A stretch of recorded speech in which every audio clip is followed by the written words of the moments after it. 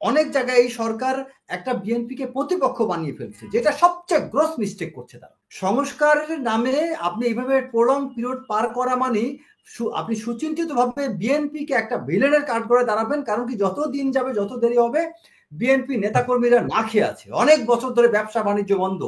জনাব তারেক রহমান যে মন্তব্যটি করেছেন, তিনি বরং আমি মনে করি অতি ভদ্রভাবে কথাটা অনেকটা কমিয়ে বলেছেন, যে সম্ভাবনা না, আমি বরং দেখতে পাচ্ছি স্বৈরাচাররা অলরেডি, আপনি যদি মিডিয়া দেখেন অথবা যদি একটু চোখ কান খোলা রাখেন, সারা বাংলাদেশে আজকে বিভিন্ন জায়গায় বিভিন্ন দেয়ালে কিন্তু তারা অলরেডি লেখালেখি শুরু করে দিয়েছেন, তাদের পোস্টারিং, বিভিন্ন লিফলেট বিতরণ ওপেন। সো এই বিষয়গুলো পরিষ্কার জানান দিচ্ছে যে তাদেরকে আপনার সুযোগ করে দেওয়া হচ্ছে। আচ্ছা, এখন বিষয় হচ্ছে যে এটার মানে কতটা এটা প্রসার কতটুকু এবং এটার ইম্প্যাক্ট কতটুকু, এবং সেটার ইম্প্যাক্ট অনেক ভয়াবহ হবে।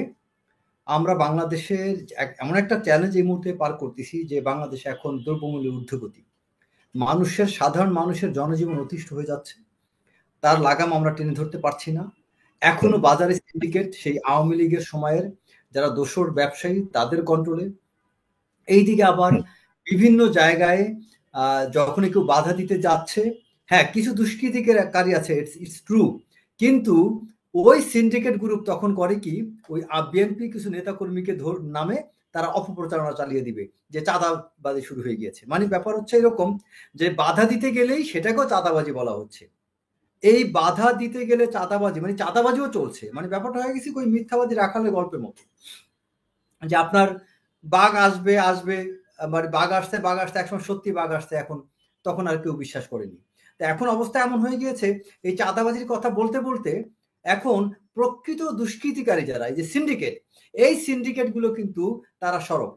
তারা বুঝে গিয়েছে যে আমরা যদি আমাদেরকে কেউ বাধা দিতে আসেই, তাহলে আমরা বলবো চাঁদাবাজির কথা, তখন আমাদেরকে রাষ্ট্র আমাদেরকে রক্ষা করবে। ঠিক তেমনি বিভিন্ন মার্কেট, বিভিন্ন জায়গার বাজারগুলো, সব জায়গাতে এখনো সেই আওয়ামী দোসর তারা সিন্ডিকেট বাণিজ্য করে যাচ্ছে, তাদের কন্ট্রোলে সবকিছু আছে। এখন ব্যাংকিং সেক্টর বলেন, সরকারের বিভিন্ন পদে, বিভিন্ন কর্পোরেশন, সব জায়গাতে আপনার, ইভেন আপনি যদি টিসিবির কথাও বলেন, সব জায়গায় কিন্তু সেই দোসররাই এখনো। আপনি কারণ বাজার যাবেন, আপনি এখানে বাবু বাজার যাবেন, সর্বত্র তারাই নিয়ন্ত্রণ করছে। আর এই জায়গাটায় যখনই কেউ বাধা দিতে যাবে, তখন বলবে এখানে বিএনপির লোকজন চাঁদাবাজি করছে। বিএনপির মধ্য থেকে বা বিভিন্ন জায়গাতে কিছু লোক থাকতে পারে, তাই বলে যে সারা বাংলাদেশে ঢালাও ভাবে যে সবাই চাঁদাবাজি করছে তা না। এই সত্যটাকে আমরা ধামাচাপা দিচ্ছি, আবার অনেক জায়গায় এটাকে মিস ইউজ করছি। আচ্ছা, এরপরে হচ্ছে আমাদের আপনার পুলিশ প্রশাসন, ঢাকা মহানগরের ডিএমপি কমিশনার, তিনি যে ভূমিকা পালন করতেছেন, এটা সত্যিকার অর্থেই একদমই আমি মনে করি একদম ব্যর্থ। ওনার একজন ওসি আছে, পল্লবী থানার ওসি, আমি একদম মেনশন করি বলি, পল্লবী থানার ওসি, তিনি রাতের বেলা এক ব্যবসায়ীকে নিয়ে তার কাছে গেছেন একটা মামলার জন্য অভিযোগ করতে।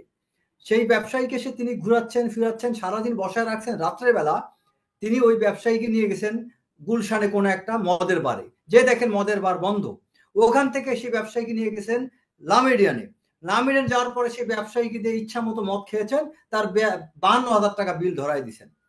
তারপরে মামলা নেননি। রাত্রে বেলা তার থেকে 2 লক্ষ টাকা আবার ঘুষও নিয়েছেন, তারপরেও তার মামলাটা নেননি। এর পরের দিন রাত্রেবেলা 1টার সময় আবার ওই ব্যবসায়ীকে ফোন দিয়েছেন, ফোন দিয়ে বলেন আসেন আপনার সাথে একটু দেখা করি। মানে তখন ব্যবসায়ী রাত্রেবেলা যায়নি, কারণ আজকে রাতে গেলেও তাকে ওই মদের বিল দিতে হবে। এই হচ্ছে বাংলাদেশের এই ঢাকা মহানগরের একজন পুলিশ, একজন ওসির কর্মকাণ্ড। তার মানে কি, আমরা কি পরিবর্তন না, করি? শুধুমাত্র যতটুকু শুনেছি সকল ওসি যারা রয়েছে ঢাকাতে সবাইকে 2008 সালের পরে যারা রিক্রুটেড হয়েছে তাদেরকে দায়িত্ব দেওয়া হচ্ছে, যেটা স্পষ্টতই আসলে গত সরকারের আমলেই ঘটেছে। আমার কথা হচ্ছে, বৈপ্লবিক সরকার বলতে কি বোঝায় সাগর ভাই? আপনি তাকে অবসরপ্রাপ্ত কর্মকর্তাকে নিয়ে আসেন। বৈপ্লবিক সরকার মানে আপনি বিপ্লব হইল, বৈপ্লবিক পরিবর্তন তো হইতে হবে, রেভলিউশনারি চেঞ্জ হইতে হবে। আমার এখানে বাংলাদেশে 18 কোটি জনগণের দেশ, এই দেশে আপনার কর্মদক্ষ লোকের অভাব নাই ভাই। আমার বাংলাদেশ থেকে সারা বিশ্বে বিভিন্ন কান্ট্রিতে লোকজন কাজ করছে, প্রচুর অবসরপ্রাপ্ত কর্মক্ষম লোকজন আছে। আওয়ামী লীগের সময় প্রচুর লোককে চাকরিচ্যুত করা হয়েছে পলিটিক্যাল কারণে। আপনার কে বলছে লোকের অভাব নাই? আপনি এখানে ডিএমপি কমিশনার যদি বানাইতে পারেন একজন অবসরপ্রাপ্ত লোককে এনে, আপনি যদি পুলিশের আইজিপি বানাইতে পারেন একজন অবসরপ্রাপ্ত একটা লোককে, আপনি থানাগুলোতে আপনার সেই পুরনো ব্যাচের লোকজনকে আনলে কি সমস্যা হতো? কেন আপনার 2008 এর রিক্রুটেড লোক আনতে হবে? তো এরকম অনেকগুলো জায়গা আছে, গ্যাপ আছে। আচ্ছা, তারপরে অনেক জায়গায় এই সরকার একটা বিএনপিকে প্রতিপক্ষ বানিয়ে ফেলছে, যেটা সবচেয়ে গ্রস মিস্টেক করছে তারা। বিএনপিকে প্রতিপক্ষ কেন বানাবে? প্রতিপক্ষ হচ্ছে আওয়ামী দোসররা, প্রতিপক্ষ হচ্ছে ফ্যাসিস্ট আওয়ামী লীগ। তারা বাদে বাকি সবাই মিলে আমরা আন্দোলন করে যদি আজকে এই অবস্থায় এসে থাকি, তার মানে আমরা সবাই ঐক্যবদ্ধ থাকবো। সে ঐক্যবদ্ধ না থেকে আমরা করি কি, এই বিএনপি নামে অপপ্রচার চালিয়ে আমরা তাদেরকে প্রতিপক্ষ বানিয়ে আমরা ওই আগের সেই দোসরদেরকে সুযোগ দিচ্ছি। আচ্ছা, তারপরে হচ্ছে আমাদের মধ্যে একটা ইগো কম্পিটিশন চলছে।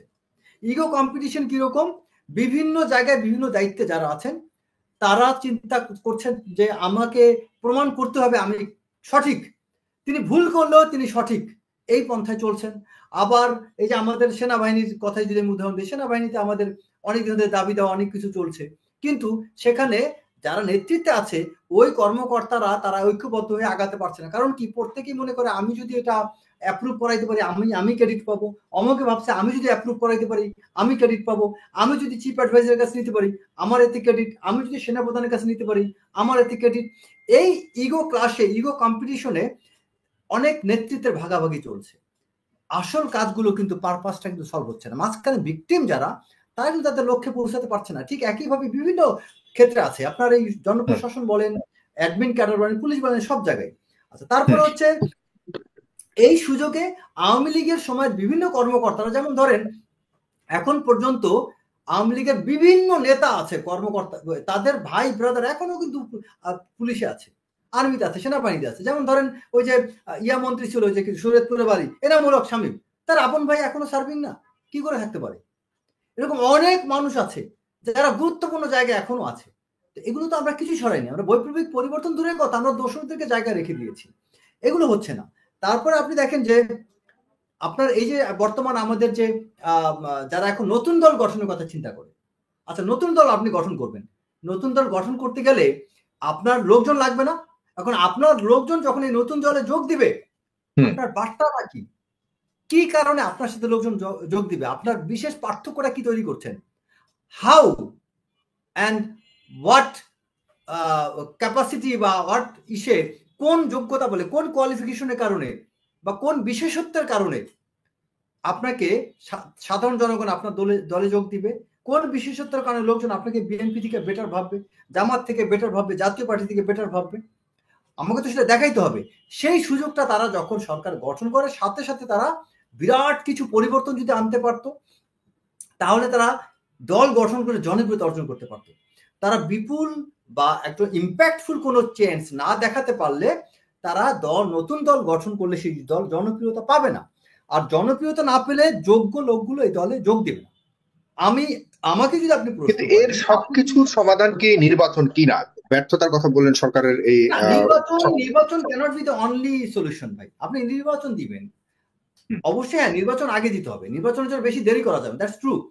কিন্তু আপনি এরকম হযবরল অবস্থায় যদি নির্বাচন দেন, তাহলে তো আসলে সমাধান আসলো না। আমাদের তো কিছু কিছু জিনিস ঠিক করতে হবে। কিছু জিনিস আছে রাজনৈতিক গভর্নমেন্ট ক্ষমতায় আসা ছাড়া এটা সমাধান করা সম্ভব না। বাট আবার কিছু জিনিস আছে যেটার সমাধান আপনার রাজনৈতিক গভর্নমেন্ট পারবে না, পারবে অন্তর্বর্তীকালীন সরকার। ওই জায়গাগুলোতে অন্তর্বর্তীকালীন সরকারের হাত দেওয়া উচিত ছিল, যেই জায়গাগুলোর পরিবর্তন কখনোই বাংলাদেশে কোনো পলিটিক্যাল গভর্নমেন্ট করবে না। এখন তারা সেই পরিবর্তনটা করতে গেলে তাদের যোগ্য, খুব সাহসী, যেটা আমরা তত্ত্বাবধায়ক গভর্নমেন্ট পিরিয়ড দেখেছিলাম, ব্যারিস্টার মইনুল, আমাদের জেনারেল মতিন সহ অনেক বাঘা বাঘা লোকজন, আকবর আলী খান, তারপরে আপনার অনেক চমৎকার কিছু ব্যক্তিত্ব, তারা তখন উপদেষ্টা ছিলেন। এখন কারা? এখন একজন দুজন বাদে আপনি সত্যিকার অর্থে দেখেন না। আমি তো তাদেরকে কাউকে আমি 100-র মধ্যে আমি 50-র উপরে মার্কস দিতে পারি না। আমাকে অনেকে তো 30 মার্কস দিতে হবে 100-র মধ্যে। এখন যারা উপদেষ্টা আছে, আমি তাদের মধ্যে 2-1 জন বাদ দিলে বাকি যারা আছে তাদেরকে আপনি 100-তে 30 উপর মার্কস আমার কাছে পাবে না। আবার 2-1 জন যোগ্যতা আছে, যেমন আসিফ নজরুল, তার যোগ্য, কোয়ালিফিকেশনে কোনো ঘাটতি নেই, কিন্তু তিনি তো হিপোক্রেসি ফলো করছেন। তার যেই কথাবার্তা যা বলতেন, যে কাজকর্ম যা যা তিনি বিভিন্নভাবে তার টক শো অতীতে যা দেখছি, আমরা তো আসলে তার প্রতিফলন দেখতে পাচ্ছি না। আজকে আমার এই কথা বলতে লজ্জা করে টক শোতে, কেন? কারণ এই আসিফ নজরুলের কারণে আমাকে মানুষ বলবে, এই যে মিয়া মেজরে যে আপনি এত কথা বলতেছেন, ক্ষমতায় বসলে আপনিও কাজ ঠিক মতো করবেন না। আমাদেরকে ওই প্ল্যাটফর্মে, আমরা যারা নিরপেক্ষ প্ল্যাটফর্মে কথা বলি, আমরা যারা ক্রিটিসিজম করি, আমাদের অবস্থাটা আজকে একটা লজ্জাজনক অবস্থা আমরা করে গিয়েছি, আমরা যতজনই কথা বলি। এখন কোন এখন জনগণ এখন আমাদেরকে মানে রাজনৈতিক দলগুলো নির্বাচন চাচ্ছে, বিশেষ করে বিএনপি নির্বাচন চাচ্ছে, কিন্তু বিপরীতে সরকার এবং দেশের একটা অংশ মনে করছে যে না, নির্বাচন হ্যাঁ, এখন দেওয়া উচিত নয়, এটা কারেক্ট। এখন আগে সংস্কার দিতে হবে এবং সংস্কারের আগে বিচার করতে হবে, এই ধরনের কিছু শর্ত এবং না অজুহাত দেওয়া ইয়া হচ্ছে। ভাই, সাগর কিন্তু ভাই, জনাব তারেক আসলে কি, রহমান যে আশঙ্কা প্রকাশ করেছেন, যতই এসব অজুহাতে সংস্কারের নামে নির্বাচন পিছিয়ে দেওয়া, তত বেশি আসলে দোসররা কারেক্ট, জেগে বসবে। এই কারেক্ট, জায়গাটা আপনি যদি একটা জিনিস এক দেখেন, মিনিটে শেষ করবেন, শেষ মন্তব্য করে। কারেক্ট, সংস্কারের কথা বলে কালক্ষেপণ করা হচ্ছে, জাস্ট প্রোক্রাস্টিনেশন হচ্ছে, অ্যাকচুয়ালি কোনো কাজ হচ্ছে না। সংস্কারের নামে আপনি এইভাবে প্রলং পিরিয়ড পার করা মানে আপনি সুচিন্তিতভাবে বিএনপিকে একটা ভিলেনের কাঠ করে দাঁড়াবেন। কারণ কি, যত দিন যাবে, যত দেরি হবে, বিএনপি নেতাকর্মীরা না খেয়ে আছে, অনেক বছর ধরে ব্যবসা বাণিজ্য বন্ধ। তারা এই যে আপনাদের এখানে শহীদুল ইসলাম বাবুল আছেন, জিজ্ঞেস করেন গত 15 বছরে 2 টাকা কামাই করতে পারছে নাকি? কিন্তু তার কর্মীদেরকে চালাইতে হয়নি, দল চালাইতে হয়নি, কিভাবে চালাইছেন তারা? এখন এই মানুষগুলো এত বছর পরে অ্যাটলিস্ট কথা বলার সুযোগ পেয়েছেন, একটা প্ল্যাটফর্মে আসতেছেন। এখন ওদেরকে কর্মীদেরকে চালাইতে হবে না, এলাকায় যেতে হবে না, উনি একটা গাড়ি নিয়ে এলাকায় যাবেন, একটা রোড শো করবেন, ওনার টাকা পয়সা কোথায় পাবেন সে? এখন এই মানুষগুলো তো চাইবে কিছু ইনকাম করতে। এখন সেই অবস্থার মধ্য দিয়ে একটা কথা আছে, অভাবে স্বভাব নষ্ট। আপনি মারাত্মক অভাবে ফেলে দিয়ে আপনি যদি স্বভাব চেক করা শুরু করেন, এটা তো ভুল হবে। এখন বিএনপি একটা মারাত্মক একটা অভাবের মধ্যে আছে। সো আমাদেরকে এমন একটা অবস্থা তৈরি করতে হবে যাতে তারা ক্রাইসিসের মধ্যে না পড়ে। বিএনপিকেও একটা, না শুধু, সব রাজনৈতিক দলকে একটা কমফোর্টেবল প্ল্যাটফর্ম দিতে হবে, যাতে তারা ওই ব্যবসায়ীরা টুকটাক ব্যবসাও করতে পারে, পলিটিক্যাল প্ল্যাটফর্মটা তারা পায়, একই সাথে আপনি সংস্কারও করতে পারেন। কিন্তু সেটা যেহেতু করা হচ্ছে না, তারা সংস্কারের নামে আপনারা কালক্ষেপণ করছেন কেন? আর যদি সংস্কার করেন, সংস্কার কার্য চলতে থাকুক, পলিটিক্যাল দলগুলোর সাথে আলোচনা চলতে থাকুক, তাদেরকে একটা কমফোর্ট জোন দেন। আপনাকে একটা কমফোর্টেবল অবস্থানে সবাইকে রাখতে হবে, উইন উইন অবস্থা রাখতে হবে। আপনি তাদেরকে বিরোধী বানিয়ে দিয়ে, আওয়ামী লীগও তাদেরকে চাপের মধ্যে রাখছে, আপনারাও তাদেরকে বিএনপিকে চাপের মধ্যে রেখে এখন সংস্কারের নামে আপনারা দেরি করছেন। তখন তারা কি অস্থির হয়ে যাবে না? আর এই আপনার তার মানে আপনারা জানেন অস্থির হয়ে তারা একটা ভুল করতে পারে, আর সেই ভুলের সুযোগ আপনি কেন দিচ্ছেন? যাতে বিএনপি ভুল করে